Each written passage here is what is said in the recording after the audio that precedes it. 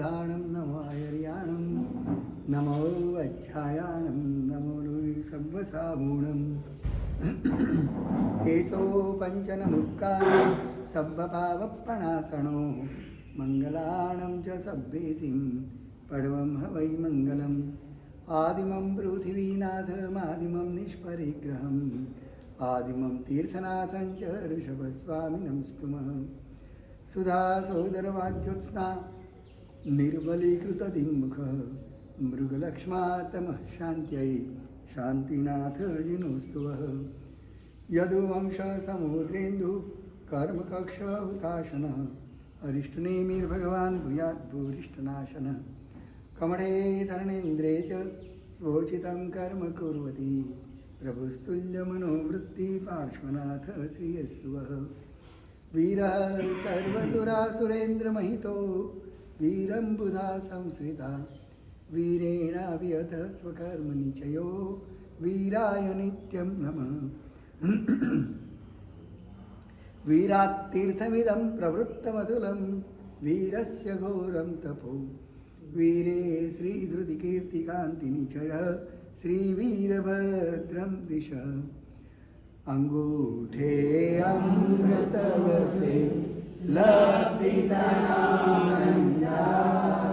श्री गुरु गौतम समये वांछित फलदाता मंगलम भगवान वीरो मंगलम गौतम प्रभु मंगलम स्थूलभद्राद्या जैन धर्मोस्तु मंगलम शिवमस्तु सर्वजगतः परहितनिरता भवन्तु भूतगणाः दोषाः प्रयान्तु नाशं सर्वत्र सुखी भवतु लोकः सर्वत्र सुखी भवतु लोकः अज्ञानतिमिरान्धानां ज्ञानाञ्जनशलाकया नेत्रमुन्मीलितं येन तस्मै श्रीगुरवे नमः तस्मै श्रीगुरवे नमः तस्मै श्रीगुरवे नमः।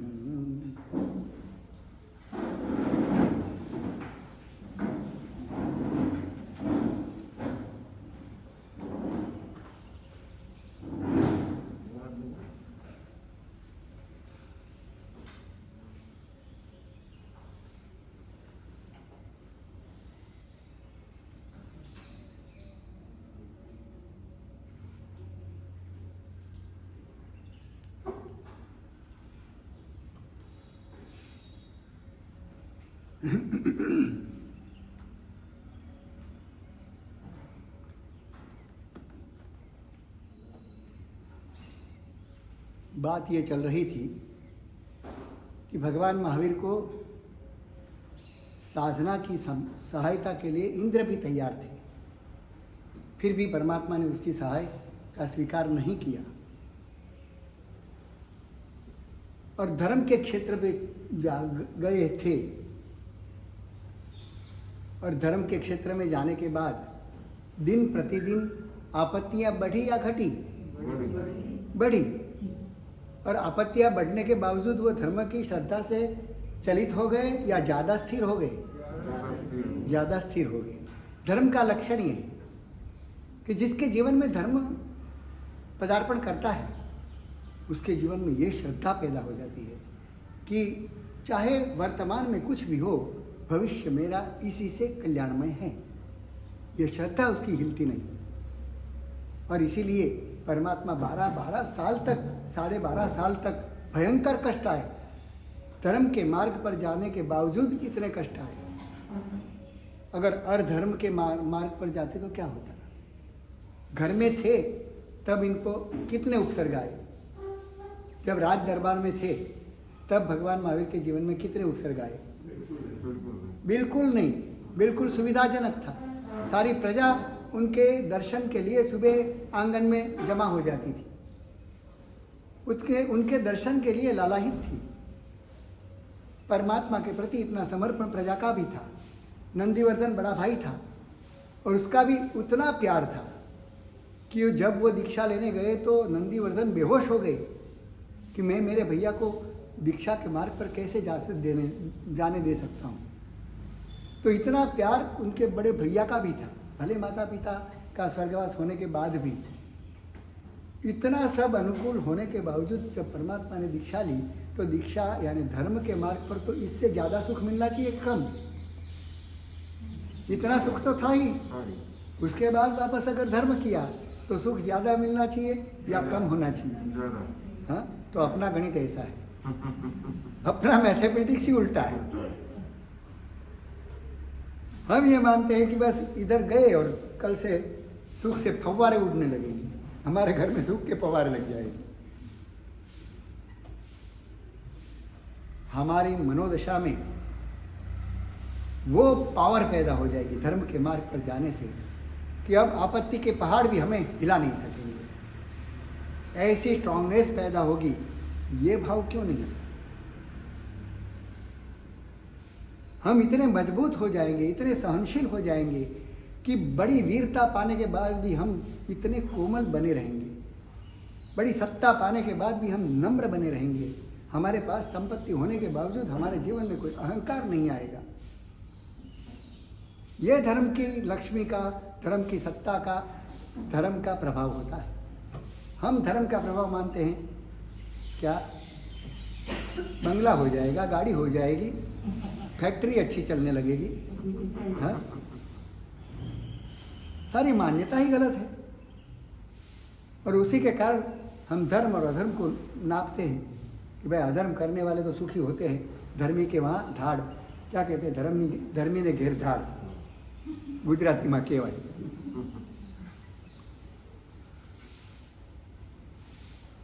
तो धर्म तो हमें इतनी पावर पैदा करता है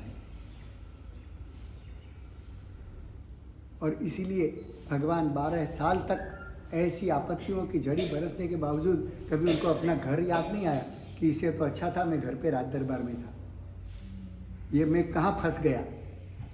मैं और तुम होते तो यही भाव करते। भगवान महावीर की जगह अगर मैं और तुम होते तो क्या करते? हाँ हाँ, कि भाई उससे तो अच्छा वो घर पे रहता था, बड़ा मजे का जीवन था, ये मैं कहाँ फंस गया। कहाँ मैं आपत्तियाँ सामने से मोल ली, घर से मना ही कर रहे थे फिर भी मैं जबरन इस मार्ग पे आया हूँ और यहाँ आने के बाद फंस गया। रे अब क्या होगा रे, अब तो हाँ, ये हमारी मनस्थिति है। धर्म हमें सही ढंग से समझता है कि धर्म क्या है, धर्म का फल क्या है। हम ऐसी अपेक्षाएं लेकर के जाते हैं, इसलिए हमें धर्म में वो श्रद्धा पैदा नहीं होती।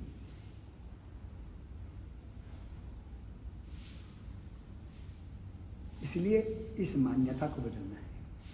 गुलाबचंद भाई के जीवन में क्या था, ऐसे देखा जाए तो क्या था? नवकार मंत्र उनको भी मिला, हमें भी मिला। उनका कैंसर जड़ से खत्म हो गया। जहाँ डॉक्टर ने कहा था कि बस अभी घड़ी 2 घड़ी के मेहमान हो, अब ऊपर जाने की तैयारी कर लो, अंतिम समय की साध लो, नहीं तो परलोक भी बिगड़ जाएगा। अभी ये लोग तो बिगड़ा ही है तुम्हारा, ये जीवन तो तुम्हारा बर्बाद हो ही गया है, पर परलोक का जीवन बर्बाद ना हो इसकी तैयारी करो। और उनके जीवन में कैसा परिवर्तन आया। लगा कि अब मौत मेरे सामने आके बैठी है, बस डोरी खींचे उतनी देर है, लगाम भी ले ली है मेरे अपने हाथ में, मृत्यु के हाथ में है, यम के हाथ में। मेरे जीवन की जो डोर है वो उसके हाथ में पहुंच चुकी है, बस खींचे उतनी देर है। पल 2 पल का मैं मेहमान हूँ, ये उसको समझ में आ गया। यम के दर्शन हो गए। लगा कि अब जब तक ये स्थिति हमारी नहीं होती है ना, तब तक हम सही समझ नहीं पाते। रोज गुटखा खाने वाला, अभक्ष्य का भोजन करने वाला, जब तक डॉक्टर ये वार्निंग ना दे कि अब अगर कल से खाया तो मरोगे, तब तक तो खाना चालू ही रहेगा। पहले डॉक्टर वार्निंग देगा भैया ये बंद कर दो, नहीं तो तुम्हारे लिए खतरनाक साबित हो सकता है। जब तक हो सकता है तब तक के दायरे में तो चलता रहेगा कि ठीक है, डॉक्टर तो बोलते रहते, बहुत लोग खाते हैं, मैं अकेला थोड़ा मरने वाला हूँ। सब लोग गुटखा खाते हैं, मेरा क्या होने वाला है? सब सिगरेट पी रहे हैं, सब ड्रिंक ले रहे हैं, इतनी दुनिया को कुछ नहीं हो रहा, मुझे हो जाएगा। और जब उसके परिणाम स्वरूप तुम्हारे किसी अंग में कैंसर दिखने लगता है, डिटेक्ट हो जाता है। और उसके बाद डॉक्टर कहता है कि अब एक भी गुटका गया तो समझ लो तुम मौत के बिल्कुल करीब पहुंच जाओ, फिर मैं भी नहीं बचा पाऊंगा। इतनी वार्निंग जब तक हमें नहीं मिलेगी तब तक हम छोड़ते हैं। कितनी आसक्ति है गलत चीजों के प्रति। दूध के प्रति वो आसक्ति नहीं है जितनी शराब के प्रति है, जितने गुटकों के प्रति है। जो हमारा कल्याण करने वाला है, हमें पुष्टि तुष्टि सब कुछ देने वाला है, उसके प्रति वो आसक्ति नहीं है। मगर गलत कार्यों के प्रति, गलत चीज़ों के प्रति हमारी आसक्ति कितनी गहरी है। यही सूचित करता है कि अनंत काल से तुम यही करते आए हो, इसलिए उसी का अभ्यास है और उसी में ज़्यादा दिलचस्पी है, ज़्यादा आसक्ति हो चुकी है। हमारे जीवन में गुलाबचंद भाई के जीवन की घटना को याद करके हमें अपने जीवन को ढालना है। उन्होंने क्या क्या सोचा क्या कि अब मैं जाने वाला हूँ, अब बचने की संभावना नहीं है। तब उनको सारे जीवों के प्रति जो भी आज तक किया था उसका पछतावा हुआ कि बस अब तो मैं जा रहा हूँ।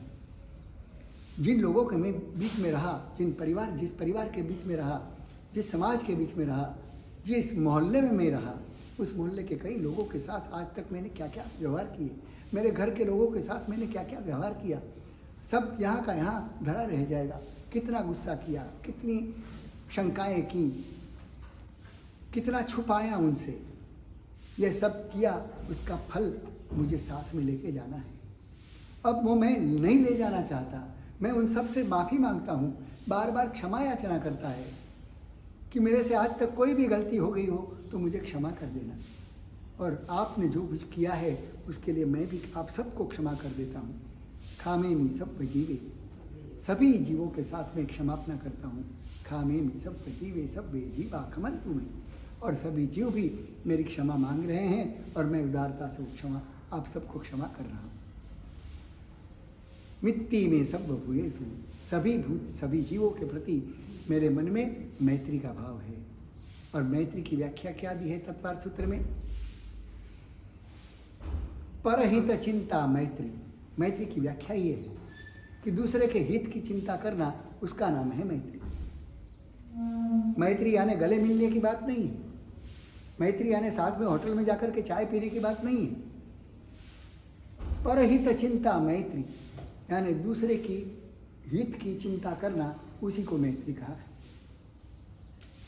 मिट्टी में सब भूयेषु, सभी जीवों के प्रति मेरे मन में मित्रता का भाव है। वैरम मज्जन कीर्ण, मुझे किसी के साथ वैर का भाव नहीं। सब्वे जीवा कर्म वश, सभी जीव कर्म के अधीन है। मैंने कहा ना कल जेलर की बात, सब कर्म के अधीन है। सब्वे जीवा कर्म वश, कर्म के वश है। सब्वे जीवा कर्म वश, उसके बाद भी कोई पद है, सब्वे जीवा कर्म वश, संतारा पक्ष में आता है। यानी सभी जीव संजोग मूला जीवेन पत्ता दुख परंपरा, इस जीव ने दुखों की परंपरा क्यों प्राप्त की है? संयोग के कारण। पानी का स्वभाव शीतल ही है, मगर अग्नि के संयोग में आने से पानी भी तप जाता है, पानी भी गर्म हो जाता है। तो ये तप्तता आई, ये जो ताप पानी में पैदा हुआ, पानी में जो आग पैदा हुई, वो पानी का स्वभाव नहीं है। किसके कारण हुई? संयोग से। ऐसे पदार्थ के संयोग में आया कि जिसके कारण बिल्कुल शीतल स्वभाव वाला पानी भी आग बन गया।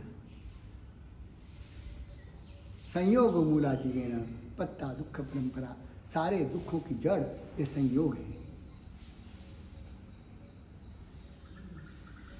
दुखों की परंपरा की जड़ अगर कोई हो तो ये संयोग मूला जीवेन, संयोग मूल है उसका, उसकी जड़ ही ये संयोग है। तो ये भावना करता है, सभी जीवों के साथ क्षमापना करता है, चतुशरण गमन, चारों का शरण स्वीकारता है। अरिहंत परमात्मा, सिद्ध परमात्मा, साधु परमात्मा, साधु भगवंत, और परमात्मा ने बताए हुए धर्म का शरण, ये चारों का शरण स्वीकारता है। अभी इसके कारण जो एक शुभ लेश्या पैदा हुई, मन में जो एक शुभ भाव की धारा पैदा हुई, उस धारा का तत्काल फल यह आया कि उनका कैंसर मिट गया। इतनी भयंकर उल्टी हुई, खून भी निकल गया, जो कचरा था सारा निकल गया। ऐसे तो उल्टी होना हम रोग मानते हैं, मगर रोग को निकालने का उपाय भी उल्टी है। उल्टी के द्वारा ही रोग निकल जाता है। तो ये उल्टी होते ही सारे रोग समाप्त हो गए और बिल्कुल सज्ज हो गए। और अभी महीने महीने में उसको जांच कराने के लिए जाना पड़ता था। डॉक्टर ने कहा था कि तुमको इतना बड़ा व्याधि हो गया था, मरने की कगार पर पहुंच गए थे, तो हर महीने आपको टेस्टिंग के लिए जाना होगा। और वो लेबोरेटरी में हमेशा जाते थे। अब शरीर बिल्कुल बढ़िया हो गया था, खाना पीना भी चालू हो गया था, शरीर पुष्ट हो गया था। एक दिन ऐसा हुआ कि वो वजन कांटे पे उसको रोज हर महीने चढ़ा देते, भाई कितना वजन घटा बढ़ा देखने के लिए। तो वो जैसे ही कोई नया आदमी आया होगा उस दिन डॉक्टर के वहाँ, कंपाउंडर तो इसका सारा ब्यौरा लिखता है, वो आदमी नया क्लर्क आया होगा। उसने कहा भाई पेशेंट को पूछो तुम क्यों आए हो। वो बोले मैं पेशेंट में ही हूँ। यानी वो पहचान भी नहीं पाया कि ये कोई मरीज हो सकता है। इतनी तबीयत मस्त हो गई, इतनी सुंदर हो गई। और उनका अब लगा कि अब तो मेरा जीवन नौकार ने ही बचाया है। इस नौकार के लिए ही अब ये बाकी शेष जीवन मुझे नौकार को समर्पित करना है। और उसके बाद जामनगर में सुबह 4 बजे रोज़ उठ जाते थे। उठ जा कर के रोज़ सुबह पहले खामिनी सब जीवे, सभी जीवों से क्षमापना, ये रोज़ का क्रम बन गया। अभी कोई भी जीव उसके मन में मेरे कारण कड़वाहट पैदा हुई हो तो मैं उसकी क्षमा मांगता हूँ। रोज़ सुबह उठ करके पहला काम सभी जीवों से क्षमापना करना, फिर ध्यान में बैठना, ध्यान में बैठ करके अपने हृदय को श्वेत कमल में रूपांतरित करना। कल्पना से, सारी कल्पनाएं, धारणाएं, धारणा नाम का ध्यान है। योग शास्त्र में धारणा ध्यान की अनेक धारणाएं बताई हैं और ये धारणाएं क्या चमत्कार करती हैं, ये सब बताया गया है। योग शास्त्र के 11वें 12वें प्रकाश में बहुत सुंदर वर्णन किया है कलिकाल सर्वज्ञ हेमचंद्र सूरी ने। 8 से 950 साल पहले की बात है। उन्होंने इस ग्रंथ की रचना की है योग शास्त्र की, और उसमें उन्होंने ध्यान साधना की कितनी धारणाएं, कितनी साधनाएं, कितने प्रकार, जिसमें योगासन प्राणायाम वगैरह वो भी सब कुछ दिया गया है।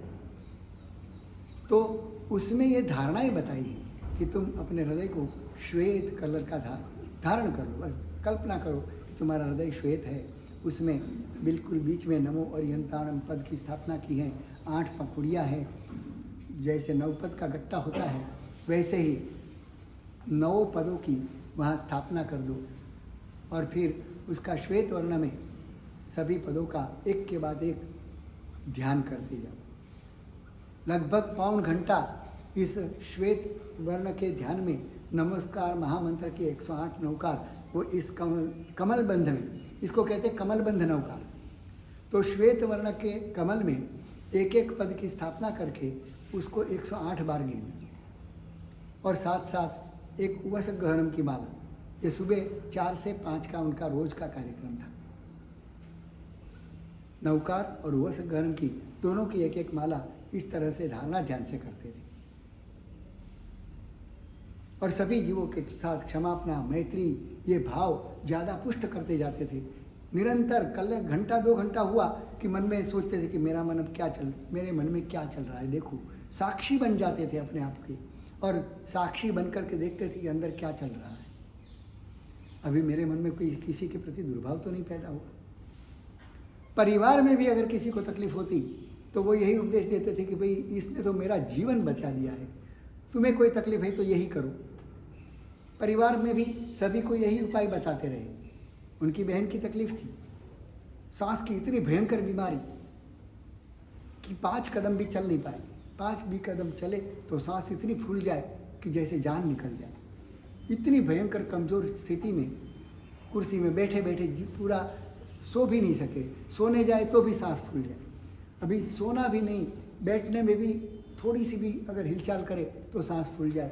ऐसी स्थिति में डॉक्टर ने बता दिया कि अब तो इनके फेफड़े बिल्कुल गए गुजरे हैं, अब इनके फेफड़े कोई काम करने लायक रहे नहीं हैं।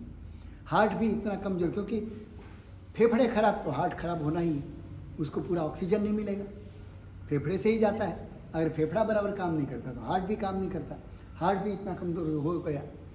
तो दोनों अवयव जिसके ख़त्म हो चुके, ऐसे उसकी बहन की स्थिति ऐसी हुई, तब उसको बहन ने यही कहा, बहन को कहा कि तू 108 नौकार वैसे गर्म गिनता चालू कर ले, वैसे ही तेरा जीवन अभी समाप्ति के कगार पर है, तू इसी का शरण ले ले और ऐसी भावना के साथ कर। किसी के भी मन में किसी के भी मन की कड़वाहट मत रखना, सभी को क्षमा कर देना, सभी से क्षमा मांग लेना। ये उपाय बताया और उसकी बहन ने ये उपाय चालू किया और उसकी बहन का भी रोग बिल्कुल जड़ से खत्म हो गया। और ये मैत्री भावना के कारण उसके परिवार में तो इतना मैत्री भाव आ गया कि ऐसी स्थिति में अब उन्होंने धंधा बंद कर दिया था, पूरा दिन अपनी आराधना में बैठे रहते थे, अपनी साधना करते रहते थे। ऐसी स्थिति में भी पूरे परिवार का प्यार इतना मिला, नहीं तो ऐसी स्थिति में किसको प्यार मिलता है? जो घर का कोई काम करता ना हो, घर में किसी को कोई सलाह देता ना हो, ऐसा व्यक्ति सिर्फ 2 टाइम खाना ही देना है उसको, और कैंसर से बाहर निकला हुआ व्यक्ति, उसके प्रति अपने परिवार में हम सोचे तो कैसी स्थिति होगी उसकी। और परिवार में ये मैत्री भावना के कारण इतना प्रभाव पड़ने लगा कि पूरा परिवार उनको मिस करता था। वो घर में नहीं आता था तो परिवार को लगता था कि हमारे घर में कोई कमी है। इतना प्यार परिवार को अंतिम समय तक मिला उसको, 27 साल तक निरंतर, घर का कुछ भी काम नहीं करते हुए भी।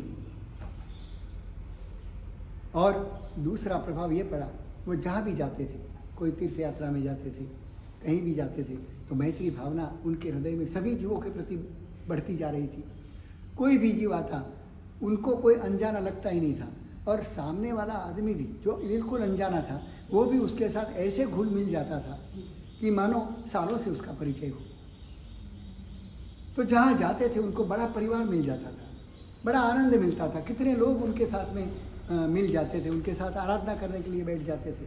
ये रोज का उनका क्रम हो गया। तो ये जो हमारे मन में एक शुभ धारा पैदा होती है, उसकी अव्यक्त असर हमें मालूम नहीं है कि हमारी इस धारा निकल रही है, हमें धारा दिखती नहीं है, मगर धारा का प्रभाव दिखता है। हमें हवा दिखती कहाँ है?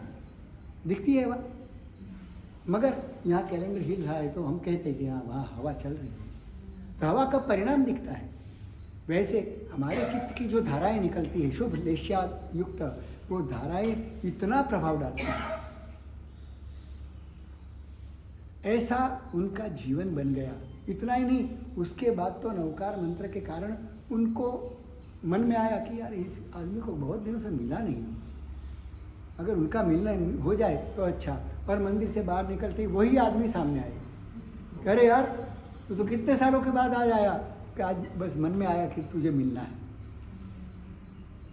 ऐसे सामने से लोग उनको खाली विचार किया कि मुझे इसको मिलना है, वो आदमी सामने से आने लगे। फिर वो बम्बई में गए, जामनगर से बम्बई रहने गए बच्चों के लिए, तो वहाँ रहने गए तो वहाँ मकान मिलता नहीं था।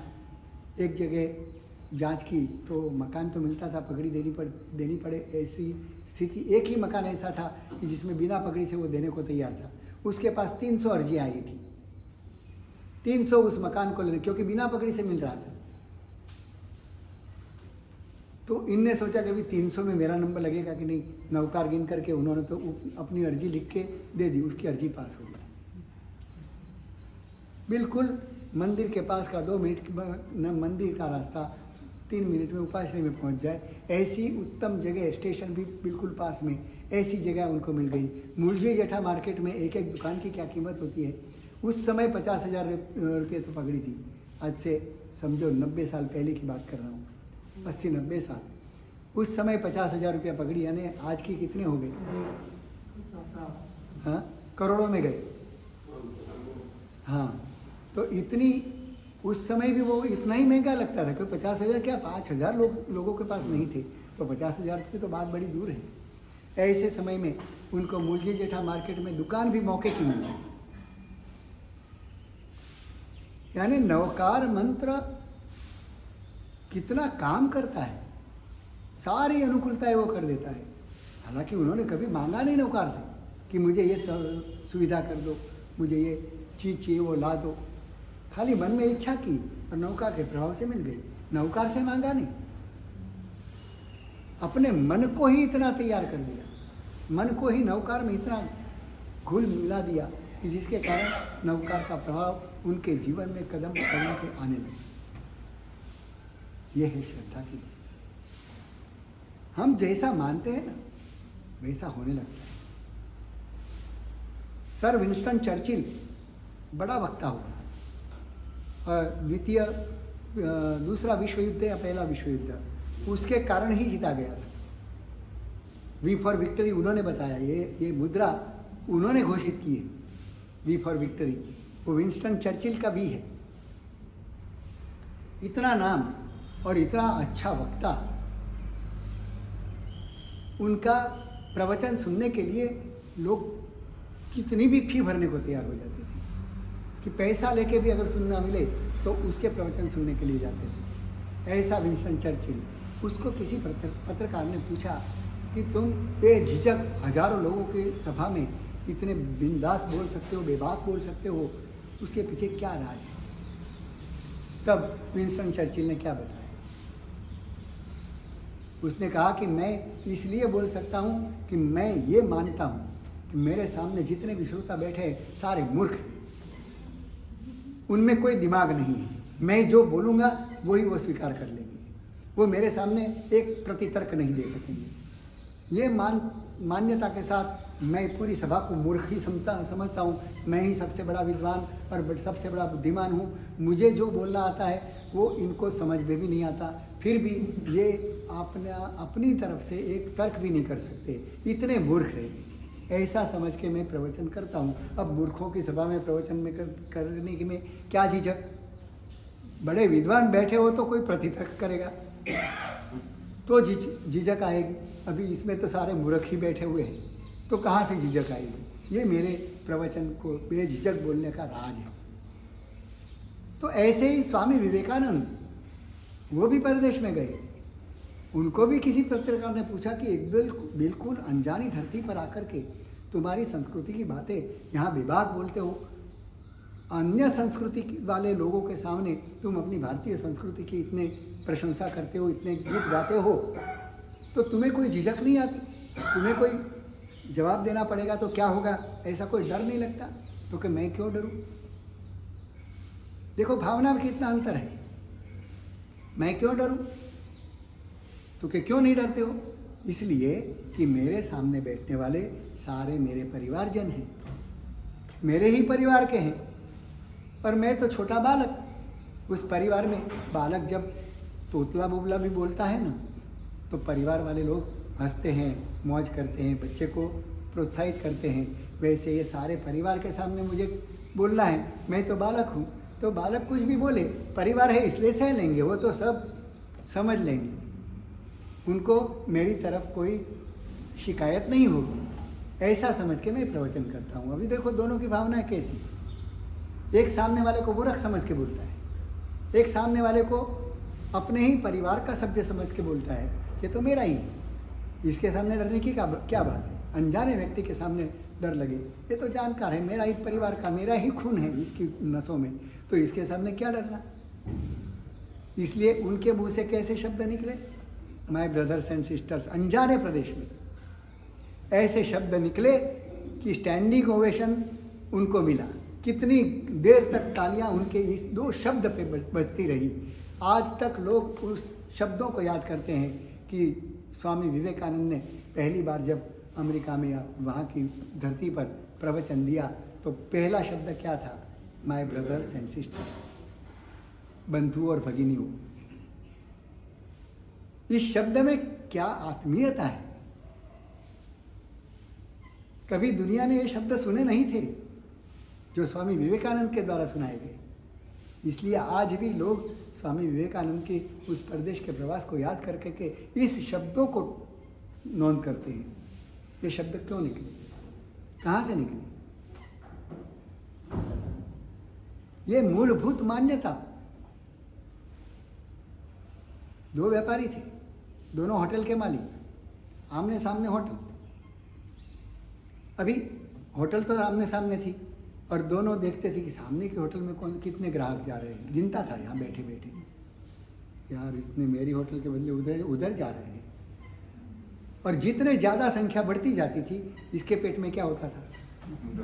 हाँ, दर्द होता था, बड़ा दर्द होता था। साला वो उसके वहाँ तो इतने ग्राहक गए, मेरे यहाँ तो नहीं। और वो मालिक भी क्या सोचता था, वो क्या करता था, वो यहाँ की दुकान में कौन कौन जा रहा है उसकी गिनती करता था। दोनों गिनती करते रहते, तो दोनों के पेट में दुखता था कि उधर तो इतने चले गए, मेरे में इतने नहीं आए, उधर तो इतने। गिनती सामने वाला करता है, सामने वाले की करता है, अपने यहाँ कितने बैठे हैं कोई देखता नहीं था।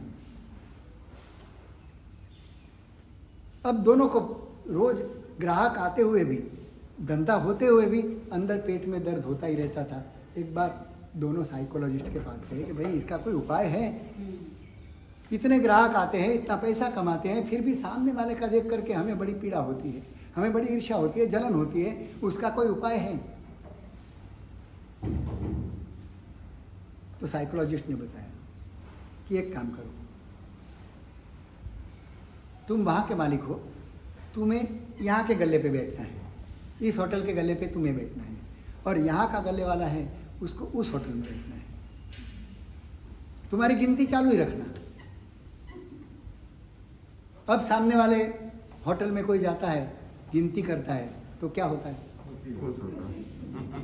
बस ना खुशी खुशी में बदल गई, क्योंकि उसको मैंने मेरा माना है, मेरे यहाँ ग्राहक जा रहे हैं। अब क्या मान्यता है?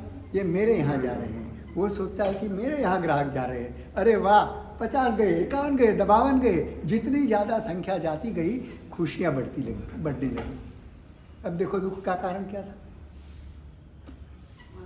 हाँ, वो मेरा नहीं है, वो पराया है, और ये मेरा है। बस ये ममत्व उसने दाखिल कर दिया कि सामने वाला मेरा है। अब देखो सामने वाले की खुशी में तुम खुश होगे कि नहीं होगे? बस इतनी मान्यता ही तो बदलनी है। सामने वाला मेरा है, बस अब तुम खुश हो, अब तुम्हें दुखी कोई नहीं कर सकता। वो पराया है, वो दूसरा है, ऐसा जब तक मानते रहेंगे और उसको सुख मिलेगा तो तुम्हें ईर्ष्या पैदा होगी। वो मेरा ही बेटा है, तो मेरा बेटा सुखी होता है तो बड़ी आनंद की बात है, बड़ी खुशी की बात है। भले वो बेटा मुझे 100 रुपया दे या नहीं दे, फिर भी खुशी मिलती है कि नहीं? बेटा अगर 500,000 नहीं भी दे और लाखों कमा ले तो तुम्हें खुशी होती है कि ऐसा लगता है कि लाख कमाए तो मुझे क्या मिला, मतलब जाए भाड़ में जाए? ऐसा होता है? नहीं होता। जहाँ तुमने अपना ममत्व स्थापित किया, वहाँ की खुशियाँ तुम्हारी खुशी बन गई, वहाँ के दुख तुम्हारे दुख बन जाएंगे। परमात्मा ने ये उदारता बताई है, ये विशालता बताई है। वसुधैव कुटुंबकम, ये पूरा परिवार, ये पूरी पृथ्वी मेरा, वसुधा यानी पृथ्वी, ये पूरी पृथ्वी क्या है? कुटुंबकम, मेरा परिवार है। ये भावना आर्य संस्कृति की है। इसलिए मेरे सामने आज घड़ी नहीं है, तो मुझे थोड़ा इशारा करना। कभी मैं भान सूद बूद खो बैठता हूँ, बोलते बैठता हूँ ना, तब। तो ये जो मूलभूत धर्म के नींव की भावना है, मैत्री, प्रमोद, करुणा और माध्यस्थ, हरिभद्र सूरी ने इन 4 भावनाओं के ऊपर बहुत बल दिया है। अब ये 4 भावनाएं, उसका क्या प्रभाव है? भावनाएं हैं क्या? कौन सी भावना से हम शुरू करें? क्योंकि सबसे पहली भावना मैत्री भावना रखी है। तो मैत्री भावना के लिए कहा गया है कि इस विश्व के अनंत जीव हैं, अनंत जीव में से एक भी जीव के प्रति अगर तुम्हारे मन में दुर्भाव है तो तुम्हारी मुक्ति रुक जाएगी। अनंत में से एक ही बात किया तो भी तुम्हारी मुक्ति रोक सकता है। एक जीव की ताकत कितनी है?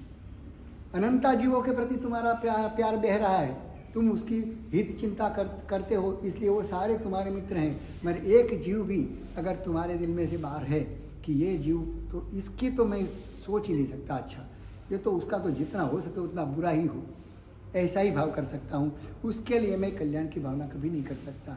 ऐसा अगर एक जीव के लिए भी है तो भगवान कहते हैं तुम्हारी मुक्ति असंभव है। मैत्री भावना का व्याप कितना है?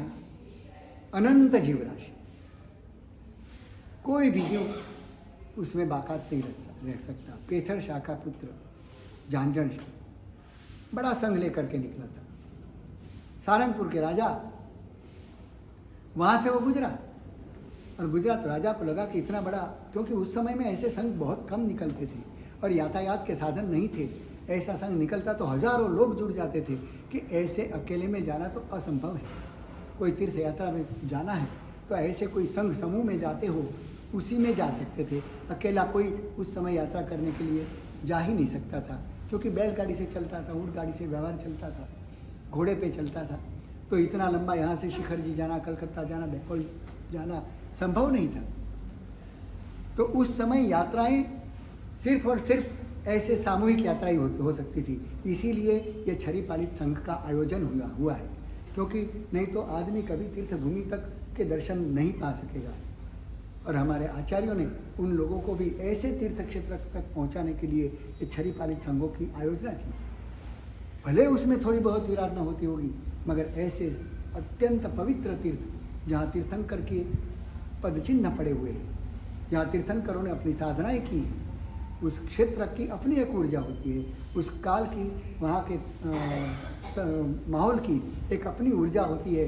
उसमें ऊर्जा में आते ही व्यक्ति के जीवन में परिवर्तन अपने आप आ जाता है। कल ही मैंने पढ़ा, नवकार मंत्र की वाचना चल रही है, समझो हमारी अभी 10:45 से 11:15 में चलती है। तो उस समय उसमें आया कि आप नवकार मंत्र गिनते हो, रो तो चालू ही है, खाली गिनने के पहले आपको वातावरण में, यानी कि सामने अवकाश में नमो अरिहंताणम इन अक्षरों को पढ़ते हुए, यानी उन अक्षरों की स्थापना तुमने इस वातावरण में की, आकाश में। उस स्थापना करते ही क्या होता है कि वो वातावरण है ना, वो माहौल जो है वो तो फैलता है, एक जगह बैठा नहीं रहेगा।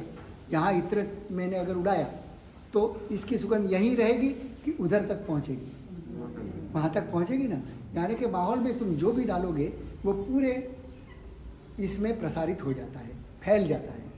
तो अगर तुमने कोई नवकार मंत्र की साधना, 108 नवकार, बस एक एक नवकार को तुम लिखते गए, पढ़ते गए, ध्यान से, विचार से, कल्पना से कि नमो अरिहंताणम, एक ही पद क्यों न हो, मगर वो तुमने आकाश में लिख दिया, नमो अरिहंताणम श्वेत वर्ण में, फिर नमो सिद्धाणम लाल वर्ण में, ऐसे अलग अलग वर्ण में उन अक्षरों की स्थापना तुमने अगर इस आकाश प्रदेश में कर दी तो आकाश प्रदेश विराट है, और वो विराट का स्वरूप ले लेता है। और उस विराट में जो भी उसके संपर्क में आता है उसके ऊपर नवकार मंत्र का प्रभाव पड़ता है। तो वो तुमने एक आकाश प्रदेश को भी अत्यंत ऊर्जामय बना दिया। नवकार मंत्र की ऊर्जा फैलने से कम होती है या बढ़ती है? हाँ, ये उल्टा है। इत्र तो मैं यहाँ छाटूंगा, यहाँ जितनी सुगंध होगी उतनी वहाँ नहीं होगी, वहाँ तो कम होती जाएगी। मगर नवकार मंत्र तो जितना फैलता जाएगा उतना ही ज़्यादा शक्तिशाली, ज़्यादा स्ट्रांग बनता जाएगा, और उसके स्ट्रांग तरंगे वो किसी भी जीव को अपने आवेश में ले लेगा, अपने आगोश में ले लेगा। तो कितने लोगों के जीवन में परिवर्तन के तुम निमित्त बन जाओगे। दूसरा एक उपाय भी वहाँ बताया, बहुत अच्छा लगा मुझे। उन्होंने कहा कि जब भी तुम नवकार गिनो तो ये भावना के साथ गिनो कि मैं इस विश्व के सभी जीव जितने भी हैं, कोई भी गति में है, कोई भी शरीर धारण किया है, यानी चारों गति, देव मनुष्य त्रियंच नार, निगोद से लेके अनुत्तर विमानवासी के देवलोक तक, यानी 14 राजलोक तक जितने भी जीव इस विश्व में हैं उन सभी को मैं नवकार सुना रहा हूँ। ऐसे भाव से तुम नवकार गिनो तो कितने जीवों तक तुम्हारा नवकार पहुँचेगा।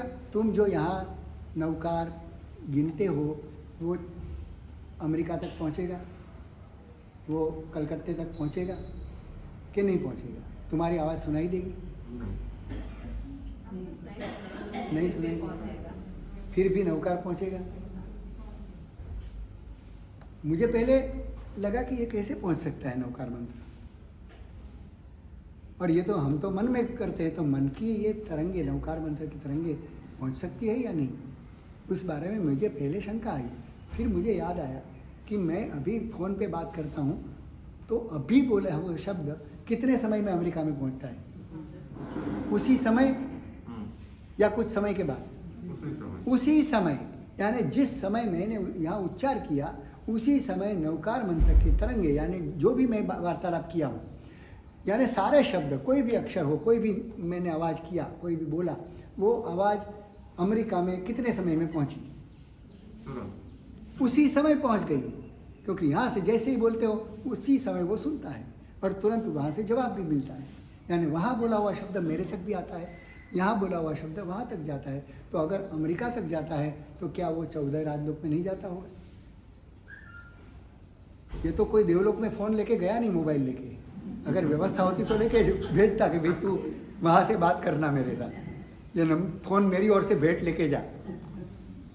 तू जा रहा है देवलोक में या नरक में, तो वहाँ जाके फ़ोन से ज़रा बताना, वहाँ का ब्यौरा देना कि क्या स्थिति है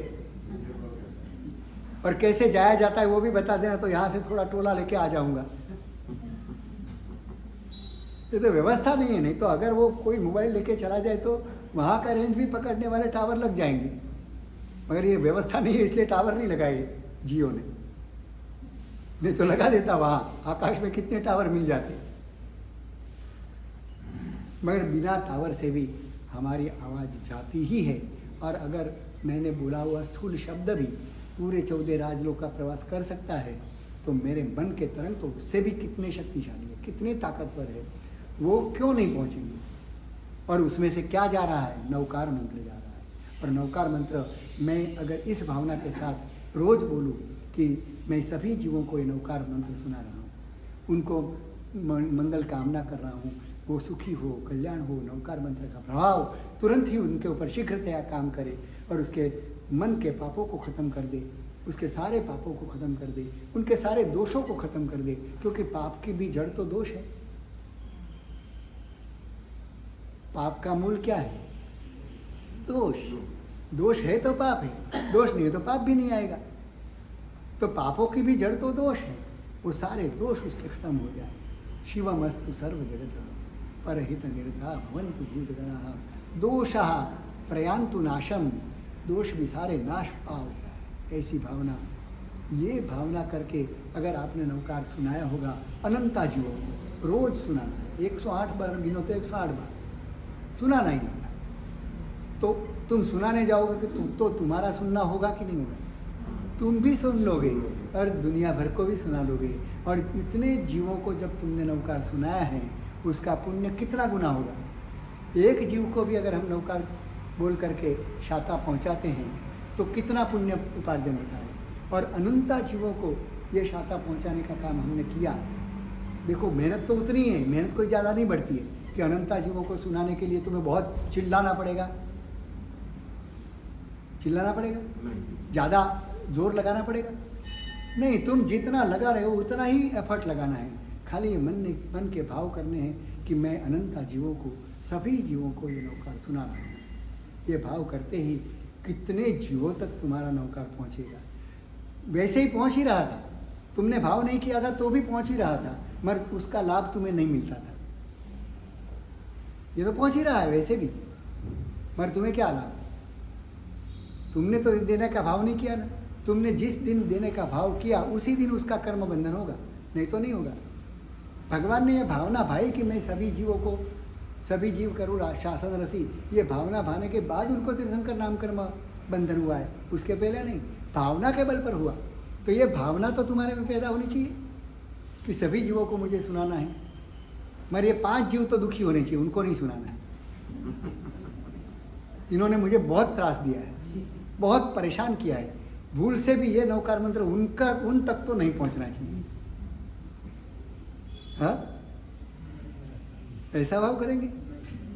नहीं, सभी जीव, उसका भी कल्याण। जिसने मेरा बिगाड़ा है उसका भी कल्याण है। वो बिगाड़ ही नहीं सकता। ये तो मेरी मान्यता है कि उसने मेरा बिगाड़ा। किसी की ताकत है तुम्हारा काम कोई बिगाड़ दे? तुम्हारा रिमोट कंट्रोल उसके पास में है कि तुम्हारे हाथ में? तुम चाहो तो ये बटन दबा सकते हो, वो दबाएगा तो तुम्हें क्या होगा? कुछ नहीं होने वाला है। उसको दबाने दो, पूरा मशीन दबा देगा, दबा के कुचल डाले तो भी कुछ नहीं होगा। मगर हमारी मान्यता है कि इसने मेरा बिगाड़ा, इसने मेरा सुधारा। कोई किसी का कुछ नहीं कर सकता। एगो हम नथी में कोई, मैं अकेला हूँ कोई मेरा नहीं। एवं अधीन मनुष्य अप्पान मनुष्य। इस तरह से अधीन मन करते हुए जो अपने आप का अनुशासन करता है। समझ में आता है? ऐसी भावना के साथ अगर तुम नौकार गिनोगे और इतने लोगों को तुमने नौकार सुनाया होगा, तो तुम्हारे अंतिम समय में कोई ना कोई नौकार सुनाने वाला मिलेगा या नहीं? बस अगर अंतिम समय में हमें नौकार मिल गया, इससे बड़ा भाग्य की बात ही क्या हो सकती है। और ये मिलने का पुण्य तुमने आज से उपार्जन करना शुरू कर दिया। जैसे ही तुमने सुनाना शुरू किया, तुम्हारा सुनने का निश्चित हो गया, रिजर्वेशन हो गया। तुम जब भी अंतिम समय में आओगे तो तुम्हें समाधि देने वाले हजारों लाखों जीव आ जाएंगे, तुम्हें शाता देंगे, तुम्हें नौकार मंत्र सुना करके तुम्हारी भविष्य की गति सुधारने का प्रयास करेंगे। तुमने कुछ किया होगा तो करेंगे कि ऐसे ही आ जाएगा? हाँ, तो आज से हम जो भी नौकार गिनेंगे इस भावना के साथ, इस उदार भावना के साथ, इस विशाल भावना के साथ हम अगर ये नौकार मंत्र की साधना करेंगे तो हमारे जीवन की दिशा और दशा दोनों बदल जाएगी। इतना महामंगलमय नौकार मंत्र है और उसकी इस तरह से, इस तरीके से माहौल में भी लिखते गए। चलो हमारा ध्यान भटके नहीं, इसलिए खाली मन में विचार नहीं करना है, मन से उस अक्षरों को धारणा करनी है कि न मो अ री अन ता। जब तक वो अक्षर सामने मुझे पढ़ने में नहीं आए तब तक आगे नहीं चलेगा। एक एक अक्षर, भले मैं तो कहता हूँ 9 नौकार ही तुम ऐसे ही गिनो, तो तुम्हारी एकाग्रता के साथ जो किया हुआ मंत्र का जाप है वो कितना फल देने वाला होगा। ऐसे तुम बिना मन से, बेमन से 1008 भी गिन लो तो उतना लाभ तो नहीं होगा। लाभ नहीं होगा ऐसा तो कह नहीं सकता, लाभ तो अव्यक्त भी होता ही। मगर तुम जब उसमें घुल मिल जाते हो, एकाकार होकर के जब तुम नौकार मंत्र गिनते हो, तो उसकी तो बात ही क्या करना, उसका प्रभाव कितना हो सकता है। एक नौकार, एक तारई इक्कोविन मुक्कारो जीणवर वसहस्स वद्धमान स संसार सागराओ तारई नरम व नारिम व। इक्कोविन मुक्कारो, एक भी परमात्मा को किया हुआ नमस्कार क्या करता है तो कि तारई नरम व नारिम व, नर हो या नारी उसको तार देने के लिए समर्थ है। एक नमस्कार भी, तो हम तो रोज कितने नमस्कार करते हैं, मगर वो भाव के साथ हो जाए तो काम ही बन जाए, एक ही नौकार मंत्र का काम हो जाएगा। तो ऐसी क्वालिटी बने, ऐसा प्रयास करना, ऐसा संकल्प करना कि मुझे वो क्वालिटी वाला नौकार गिनना है कि बस मैं मेरे अस्तित्व को भूल जाऊँ, दुनिया को भूल जाऊँ, दुनिया की सभी जीवों के प्रति वो एकाकार बन करके मैं इस नौकार मंत्र का जाप करूं और सभी के कान में मेरा नौकार पहुंचे। जिसके पास कान नहीं है उसके शरीर तक पहुंचे, उसकी काया तक पहुंचे। नौकार अपना काम करेगा ही, इस विश्वास के साथ हमें ये नौकार मंत्र का जाप करना है।